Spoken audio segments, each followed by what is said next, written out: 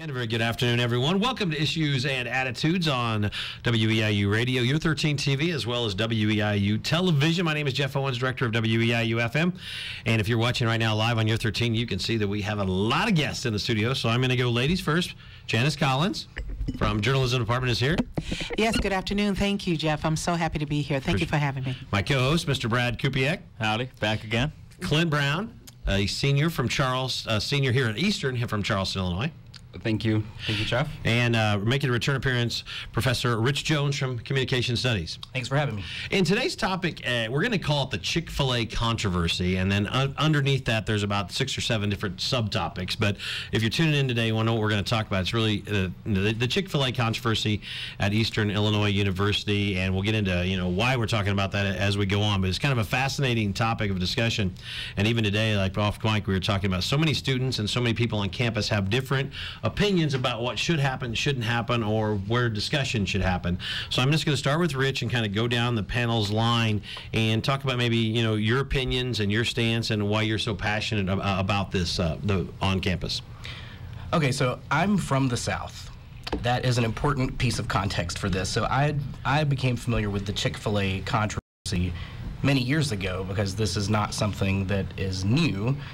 There was a Chick-fil-A on my campus where I went to undergrad in my master's program, and even back then in the early 2000s there were occasionally some rumblings from students involved with the LGBT organization or the Pride group on campus about, they have some policies that and have said some things that we don't really approve of. So in the South, where Chick-fil-A is more of an institution, it never really got much traction at the school there.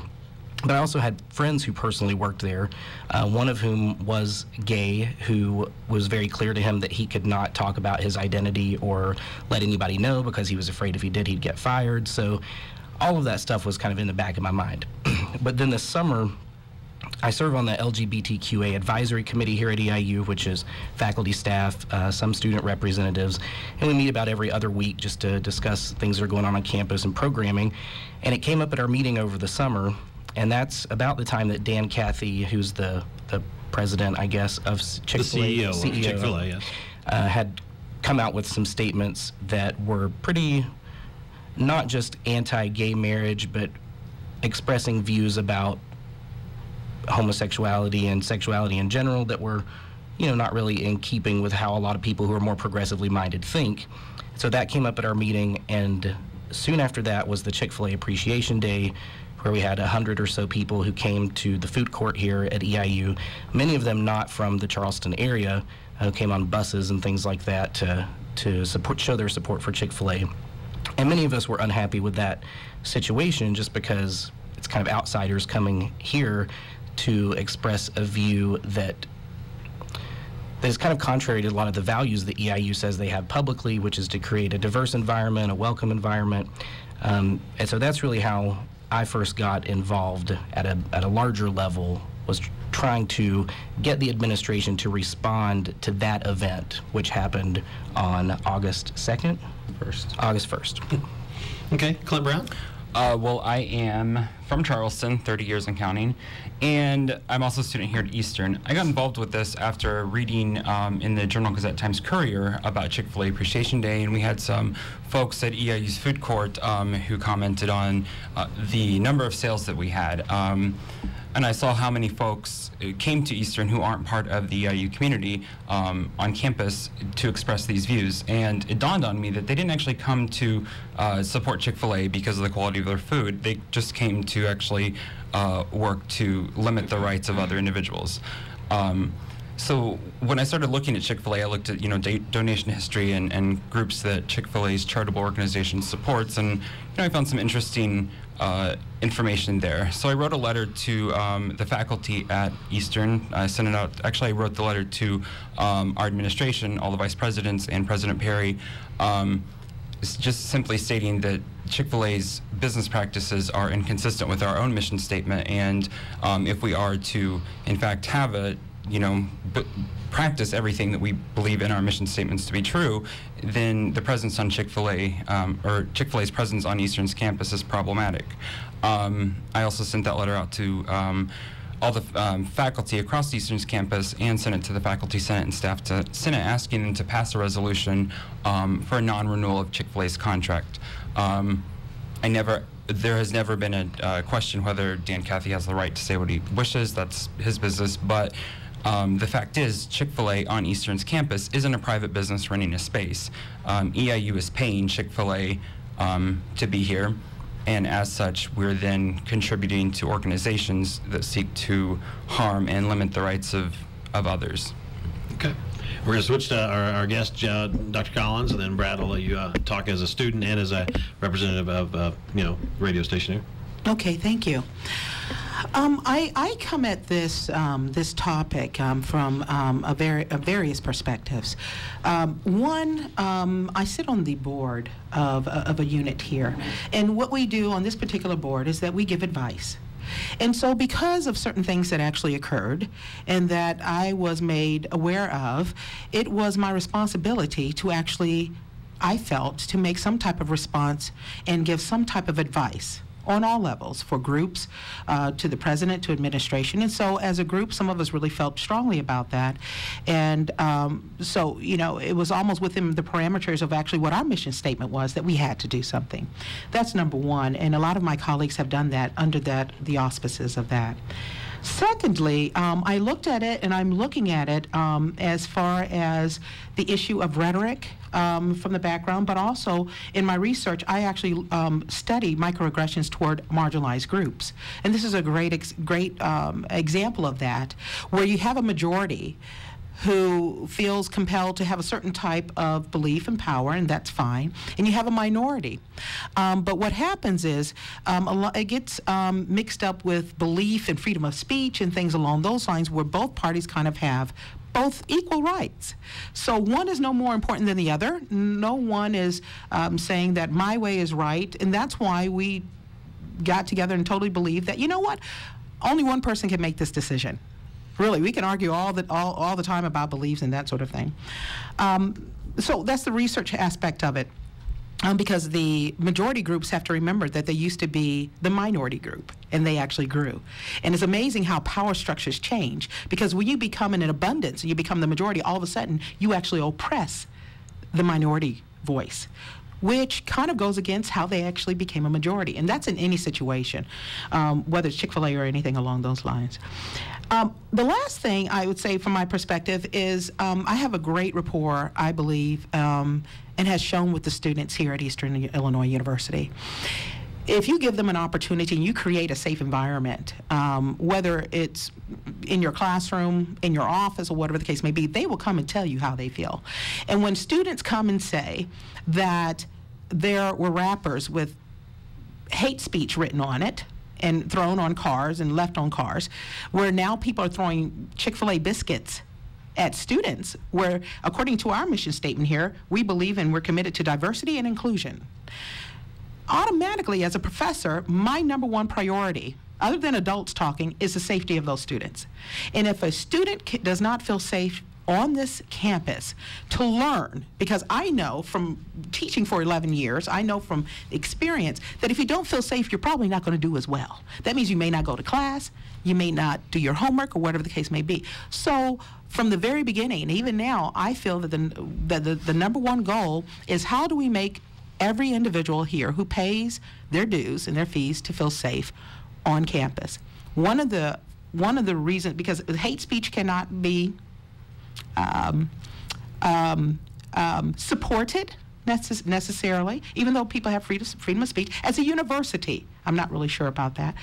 But I think that because of the safety issue, and the reason why I took the time to write a letter to the editor, to the Den and to the Times-Courier and that sort of thing, because I wanted all the adults to know, listen, we may be creating an environment where it may be unsafe for certain people. So let's look at that. So what we ask, and what I wanted to say, is the president saying, we believe in freedom of speech, but we're not going to create an environment where everyone thinks they can come on campus. And create an environment that may be hostile. Now, I don't think the people that came to Chick-fil-A were hostile. I don't think that that was their intention. However, other people can look at that and then actually grow. It can grow into hate acts, hate speech, and things along those lines. So once the president actually tried to take steps in making the first statement, I applauded that, because I said it's a great step in the right direction. And I know for a fact that the administration is still talking about it and still kind of debating what do we do next. And I'm sure there's going to be other statements, one way or another. You know, no one's really going to win except for the student who stays safe, I think, in this type of environment. But I think that the last part of the whole issue is the fact that once a statement is made, then that sets the precedent for all other groups who may come here to voice their opinion. And I have to say, for a disclaimer, that from my understanding from the reports, the individuals who came were not Charlestonians necessarily. They were out of, I think the nearest Chick-fil-A was 100 miles away or something along those lines. So it's not like the people here at Eastern or Charleston said, hey, we don't want opportunities. And it's a business aspect. Do we want our business, our university to be connected with a group that has very true, distinct beliefs that some would argue goes totally against the whole aspect of inclusion? Okay. Now, Brad, as a student, your opinion? Well, I just feel like the whole issue has been blown out of proportion because the CEO of the man sells chicken. Let's look at this here. And while and again, I think it's also the line between defending the right to free speech and defending that particular speech. It's the entire concept that America was built on, that while I may disagree with what you say, I will defend to the death your right to say it. He has a right to express his opinion, and if people want to not buy Chick-fil-A sandwiches or buy chicken because they disagree with that speech, then that's their right as well. But I feel like I feel like you shouldn't prevent other people from being able to purchase the chicken, because I think the chicken and the CEO's opinion are two completely separate topics. I think that's an interesting statement, and I agree that we all do have the right of free speech, and I will defend anyone's right for that. However, there is a precedence here.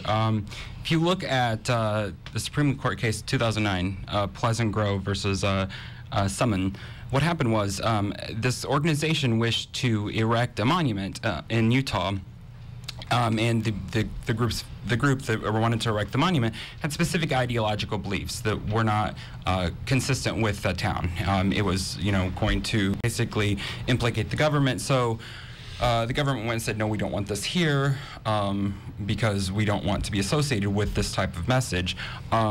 It went all the way to the Supreme Court, and the Supreme Court ruled that a government entity, the municipality, a university, or a government agency can limit what businesses are conducted on their property based on the values, principles, and statements, and thus they can limit their free speech rights because it implicates the government. So having Chick-fil-A here on our campus, in a sense, says that Eastern believes and follows the same ideological beliefs that Dan Cathy does. Yeah. And I heard that, and that's very well said.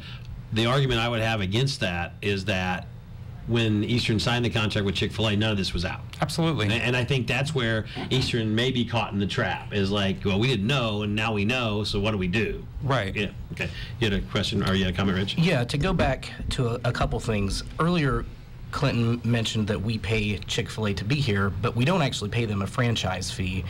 We pay them 10% of our gross sales. So the point that you make is clear that if people don't go to Chick-fil-A, then our money doesn't go to them, because the only time they get money from us is when someone goes to purchase something. So I think that's an important distinction to make. But for me, it's not an issue of business practices or free speech. It's really what Janice talked about, is the idea that we need to have a safe environment on campus and an environment that is in keeping with the values of the organization. So Janice read some of our mission statement earlier, which says we support diversity and inclusion. LGBT people make up at least 10% of the population of this campus, according to some research. It could be even more in college student environment. And that's a number worthy of protecting in and of itself. We also protect LGBT people against discrimination in the workplace. It's also part of our student conduct code. We provide money to support groups like Pride and the LGBTQA Advisory Committee. So to have an organization on campus who would not only not support any of those things, but would argue against it in terms of their practices and beliefs, there's a discrepancy there. You were thinking 10% is what you're thinking? Yeah, well... So that'd be roughly 1,000 students? Is that... I'm terrible at math, obviously. Well, the profit has been between $330,000 and $338,000, right? And we pay 10% of that, correct? Right. But are we talking about 10% of the population? Well, I was talking about 10% of the population. I was trying to see, when you talk about protecting the students, it's not like it's just 12 students. You're talking about 1/10 of the population, roughly, give or take. So there's about 12,000 students on campus, roughly. So you're talking between 1,000 and 1,200 kids, in essence. 1,000 to 1,200 kids of what? Of what aggregate? LGBT that would be students. in the LGBT. As far as we know. Yeah, I mean, as far as we know. But this is the thing. This is what's really interesting, though. I don't think it is LGBTQA issue only, because there are a lot of individuals, even heterosexuals, who don't necessarily believe in marriage, and they actually don't participate. It's a lot of individuals who actually feel the same way, the other people of the LGBTQA community. But what this does is, depending on when you have your freedom of speech and you voice that, and because of how vicious it becomes, you have the spiral of silence. And so a lot of people are actually oppressed into silence. So a lot of times we could take a choice and we could say it's between, and I'm not disagreeing with that number, but because I don't have the numbers as far as the research. Yeah, that's a word, yes. I really don't know. So it's kind of a guess, but it really is not just about that issue. And let me also say this: when we talk about, and I think both sides are right. That's number one. Let me say that. I think both sides are actually correct. Both sides have actual true beliefs, and it is appropriate for them. Both sides. So that's why that can't be just the issue. If we talk about inclusion. And my friend here says that it's just about a sandwich, okay? And some really feel that because, they're very open to other people, and it is just about a sandwich. On the other hand, because of the profit that they make and how that money is spent, you cannot separate the man's beliefs from his business, because he would not be able to fund some of the organizations that he supports without the money that we actually pay. So I do believe that even if it's allowed to stay, people still have the choice to not go there or not. And I think that's okay. I think there's a peaceful solution. But also let me say this, for as long as Chick-fil-A has been here, I think it's like 5 or 7 years, there has been inclusion of heterosexism, period.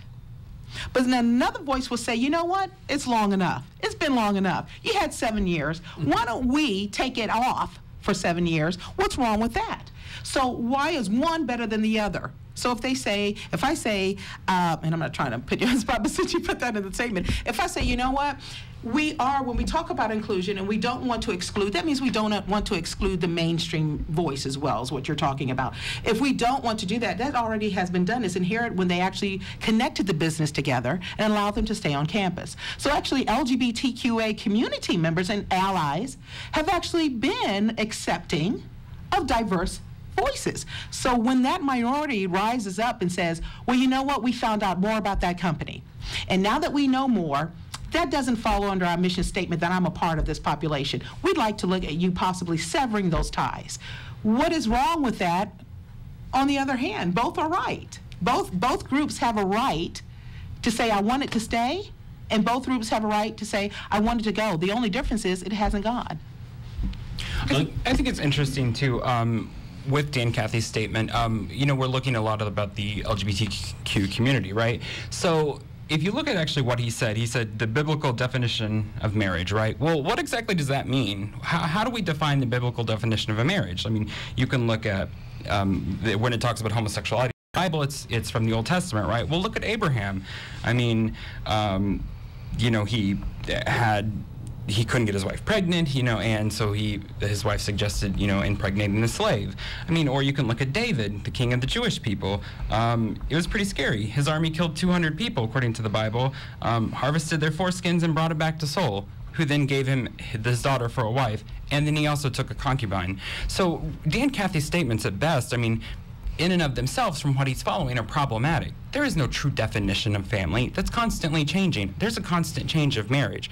But the fact is, what he said was, we believe in that marriage is between one man and one woman, right? And if civil unions are equal, well, then why are they called civil unions? I have to identify myself, if I have a civil union, as being, a second-class citizen. So, if we're talking about rhetoric, we can look at what he said. I'm now putting a label on myself by saying I'm in a civil union, or I'm single. And, one of our, Dr. Jones and I were both in communication studies, and one of a scholar here, she's actually at Boulder, Colorado, Karen Tracy, talks about marriage as being the highest moral institution. It's, if you're married, you're considered moral, living a moral lifestyle, right? Well, I can't live a moral lifestyle because I'm denied the right to get married. I'm denied, to put that label on myself that I am married. So, in essence, Cathy's saying that anyone who's not married is immoral. Rich? I think that what Clinton just said, which he said very well, shows that for some people it's definitely not just whether or not you buy a chicken sandwich. That having Chick-fil-A on campus is a public endorsement, even if it's not explicit, it's implicit, that it is okay for some people to not be included. Okay. And so that some people take that really personally because that's a part of their identity and not just their consuming practices. Brad, do you have a thought on that? Okay. Then, this is going so fast. If you could ask the Chick-fil-A CEO, Mr. Cathy, one thing, what would come to mind? I mean, if you had one question to ask him today. I would actually ask him, why does he only pick one specific area of the Bible and not follow the whole thing? I mean, if you look at, for example, let me grab it here. Well, just for the example, that chicken that is not kosher, and there's still blood, is actually a sin. Right. Well, I mean, I was just going to look at, he talks a lot about the Bible and the biblical definition. Everything comes from the Bible, right? Well, look at Luke 12:33. It says that we should sell all of our possessions and give to the poor. Dan Cathy, you're a billionaire. Why wouldn't you follow that version of the Bible and give all of your money to the poor? Okay. Rich, what would you ask Mr. Cathy? I would ask him to come to one of our LGBTQA advisory committee meetings and let's sit down and have a discussion. Yeah, you want to add, Janice? Yeah, I would just say that I will put some of my personal, this is the first time I'm going to talk about my personal stance. As a Christian, myself, I don't necessarily, for me, I do not necessarily get into the aspects and the arguments of the Bible. And that's for a number of reasons. And not because my colleagues here don't have a point. It's my personal choice that I don't necessarily get into the issue of the Bible because I'm not God, number one. Number two is the fact that I try not to pass judgment on other people. I will not throw stones at glass houses when I live in one. I am one of sin, just like most people. So therefore, I try to actually participate in acceptance and love. So I kind of go along those lines. But that's why I will say that I'm against hate speech and whatever the case may be because of that. And because also I don't get into the marriage aspect because there are some gay Christians, especially African Americans, who don't necessarily believe in gay marriage. So there are other aggregates that have to be considered. That for some it's about gay marriage versus civil union. For others it's not, because you can have a marriage on paper and that means nothing. There are, over 50% of marriages end up in divorce. So it's not like setting the precedent. And then finally, I would say that if we had it in reverse, and Chick-fil-A actually supported a gay organization, then we would have the same scenario, except for anti-gay marriage people would actually say, we want them off campus. There's a possibility that would actually happen. Again, we would still be at the same place. Well, who wins? And so if I had to ask him a question and I had him over to my home, I probably wouldn't ask him too much. I would actually do what I feel is best. If I felt that Chick-fil-A needed to be off campus, that's it. There's really nothing to talk about. That's number one. And number two, if it didn't leave, I would choose whether or not to patronize the business or not. Either I would buy the sandwich or I wouldn't. Okay, we have about 3.5 minutes left. What do you think Eastern Illinois as a university should do next? And I'll let Clinton and Rich, then Janice, and then... And I promise to make it short. All right, I'll talk fast as well. As Eastern Illinois, okay, so we had, when this all happened, there was a posting on our official Facebook page that said, come out and support Chick-fil-A. If you clicked on the posting, it talked about how the LGBT community, they equated them to dogs, unnatural, et cetera, et cetera. That wasn't posted by EIU, by the way. Right, it was not posted by EIU, but was on our official page. Well, it was brought to the attention of the Faculty Senate. It was immediately taken down. The webmasters responded by saying, we apologize. We don't allow this type of conduct, this type of rhetoric, et cetera, et cetera. So if we're allowed to control our online environment and our online presence and control that online climate, why are we not controlling our campus and climate in the physical context? Online, you can hurt people online, but it's really easy to hurt people, you know, face to face. So why are we not protecting those who can easily be targeted? At our last a board meeting that Janice was at as well, Dan Nadler, who's the VP of Student Affairs, and Mark Hudson, who's the Director of Housing and Dining, came to our meeting and to provide a lot of context for us, which was great. And I do want to acknowledge that they have really been dealing with this issue. They said that since mid-July, there hasn't been a day that they haven't talked about it. So this is not something that our administration is not working on. But we know that in March and at the end of this academic year, we can decide whether or not to renew our contract with Chick-fil-A. There's no penalty for not renewing it. The only downside is we would have a vacant place in our union. But it's not my job to get vendors to fill our union. It is my job as a faculty member to preserve our climate, protect our students, make sure that everyone's included. And so I think that we should not renew that contract and then go from there. Okay. And I would say that, and we really haven't talked about, you know, the issues of actually some of the groups as far as they support as far as killings in Uganda that now supposedly they have pulled out, which was really spearheaded this whole thing. But I would say to the first of all, I'll say to the administration, as I said to our special guest at our last board meeting, that you're in my thoughts. And good luck, because this is a very, very difficult decision. You can't please everyone. So I hope and pray that whatever the decision is, that we create a wonderful environment and continue to have a wonderful environment of learning and acceptance and inclusion and tolerance from all groups so that we can learn. And I think for the individuals, as far as sandwiches, if it is just about a sandwich, then is it really that important that it actually be removed from campus? There you go. Bradley, I'll give you about 20 seconds there, then we'll wrap things up. Anything? Wow, I'm just freezing here. They've all said it, pretty much said it all. Okay. Well, I just want to give you the time, and from a student's point of view, first of all, I want to thank you all. I mean, we could probably go on for the next 3 hours. I didn't get through half my questions, but no, not you. I mean, everybody wants to keep talking. It's a topic that is, you know, we talked about in class, you know, a little bit, is that everybody has an opinion on this, and you know, and again, nobody's right or wrong in terms of their opinion. It's a topic that is really, you know, it's really covered Eastern, and we probably need to talk about it in a longer term. But Rich Jones and Clint Brown and Dr. Collins, I appreciate you guys coming in today and talking about this, and it was very interesting. Hopefully our listeners out there enjoyed it, and viewers too. So and the idea is to educate people and to get as much information out there so they can, you know, make a decision and move forward. Brad Kupiak, thank you. No problem. Everybody have a great day. This is HitMix 88.9 WEIU, as well as your 13 and WEIU TV.